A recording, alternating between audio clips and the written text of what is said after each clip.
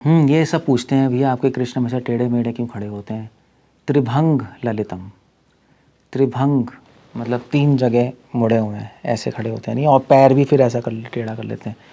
पहले तो कमर पे इधर टेढ़े होते हैं और फिर पैर भी ऐसा कर लेते हैं और सर भी ऐसे कर लेते हैं, सबको टेढ़ा मेढ़ा है। ऐसे क्यों खड़े होते हैं भगवान, सीधा क्यों नहीं, राम भगवान की तरह सीधा क्यों नहीं खड़े होते। कोदंड राम, मर्यादा पुरुषोत्तम, इतने वीर लगते हैं उस पोस्चर में, कितने आदरणीय लगते हैं। भगवान ऐसे छलिया टाइप के टेढ़े मेढ़े लगते हैं, खड़े होते हैं। ऐसा क्यों है। धीर ललित कहते हैं कृष्ण को, ललित, क्लेवर, कनिंग, नॉटी। से पोस्चर क्या है। वेल ये पोस्चर क्या है, इसके 2 रीज़न है। एक रीज़न है सामुद्र शास्त्र में। सामुद्र शास्त्र क्या है, सामुद्र शास्त्र वो शास्त्र है जिसमें शरीर के पोस्चर से या शरीर के फॉर्म से, उसकी बनावट से या कुछ चिन्हों से शरीर पे, उससे हम पहचान सकते हैं कि व्यक्ति कितना महान है। जैसे उदाहरण के लिए महापुरुषों के शरीर में 32 लक्षण होते हैं। सो उन 32 लक्षणों से बता सकता है कोई भी ज्योतिष बचपन में कि ये महापुरुष है। तो ऐसे ही ये जो पोस्चर है, जिस पोस्चर में भगवान खड़े होते हैं, त्रिभंग ललितम, जो टेढ़े मेढ़े खड़े होते हैं, ये एक्चुअली सामोद शास्त्र में बताया गया है। महान पुरुष इस पोस्चर में खड़े होते हैं जो बहुत आकर्षण करते हैं दूसरों। ये पोस्चर दूसरों को आकर्षित करता है।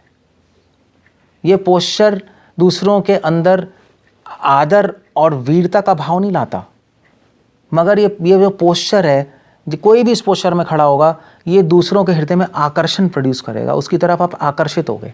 इनफैक्ट आप मूवी में देखो, जब लोग सिगरेट पीते हैं तो ऐसे ही खड़े होते हैं पैर करके, मूवी टेढ़ा होता है और पैर भी ऐसे ही होते हैं, तो लड़कियां भागती हैं उसके पीछे। तो ये पोस्चर ही ऐसा है। इस पोस्चर से सारे जीवात्मा आकर्षित होंगे। ये इसलिए कृष्ण को कृष्ण कहते हैं, जो आकर्षण करे। भगवान की लीला आकर्षण है, भगवान के गुण आकर्षित है, भगवान का रूप आकर्षण है, भगवान के खड़े होने का स्टाइल आकर्षण है, संपूर्ण आकर्षण है कृष्ण, इसलिए ऐसे खड़े होते हैं। एक कारण ये।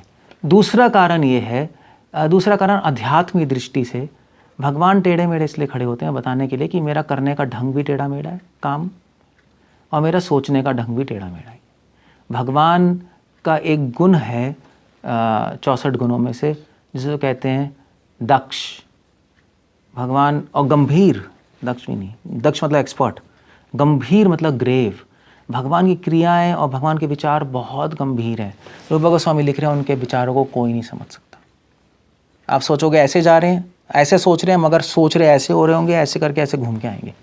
आप सोचोगे ये काम कर रहे हैं, ऐसा नहीं करेंगे, पहले उल्टा चलेंगे, फिर साइड में चलेंगे, फिर ऐसे चलेंगे, फिर आएंगे। सब कुछ गंभीर है। गंभीर मतलब सीरियस नहीं होता। गंभीर मतलब ऐसा नहीं, हंसते नहीं। भगवान तो हमेशा हंसते रहते हैं। हंसितम मधुरम। भगवान कृष्ण से ज़्यादा हंसता तो कोई अवतार ही नहीं है। कोई अवतार हंसने वाला ही नहीं हुआ। राम भगवान भी सीरियस, परशुराम भी सीरियस, सभी सीरियस अवतार है। नरसिंह भगवान तो सुपर सीरियस हैं, क्रोध की लेवल पर चले गए। कृष्ण ही है जो हंसते रहते हैं। तो उनका एक गुण गंभीर क्या है। गंभीर मतलब जिनके विचार और क्रियाएं बहुत गंभीर है, जिनको कोई समझ नहीं सकता, जिनके विचार और क्रियाएं टेढ़ी मेढ़ी। टेढ़ी मेढ़ी कह लीजिए, टेक्निकल शब्द में कह लीजिए परोक्ष है, इनडायरेक्ट है, डायरेक्ट काम नहीं करते। आप नाक को ऐसा पकड़ेंगे, राम ऐसा पकड़ेंगे नाक को, कृष्ण घुमा के पकड़ेंगे नाक को, बस ये फ़र्क है। सो इसलिए भगवान टेढ़े मेढ़े खड़े होते हैं बताने के लिए, भैया तुम मेरी भक्ति करोगे तो तैयार रहना, मैं तुम्हारे जीवन में कुछ टेढ़ा मेढ़ा करूँगा, तुम्हें समझ भी नहीं आएगा मैं क्या कर रहा हूँ, मगर जो भी मैं करूँगा तुम्हारे कल्याण के लिए, तुम्हें उठा लूँगा। राम भगवान सीधी उंगली से घी निकालते हैं, कृष्ण भगवान टेढ़ी उंगली से घी निकालते हैं। नहीं, टेढ़ी उंगली करनी पड़ती, कलयुग में टेढ़ी उंगली तो करनी पड़ती है, इसलिए टेढ़ा खड़ा होते हैं। इसलिए कृष्ण भगवान टेढ़े मेढ़े त्रिभंग रूप में खड़े होते हैं। हरे कृष्ण।